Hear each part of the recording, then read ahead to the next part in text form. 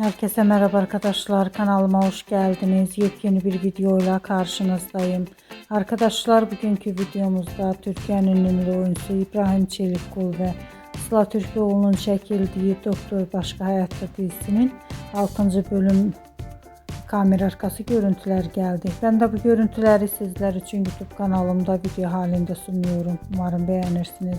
Arkadaşlar, videomu beğendiyseniz kanalımı izlemeyi ve bildirim butonuna basmayı unutmayın.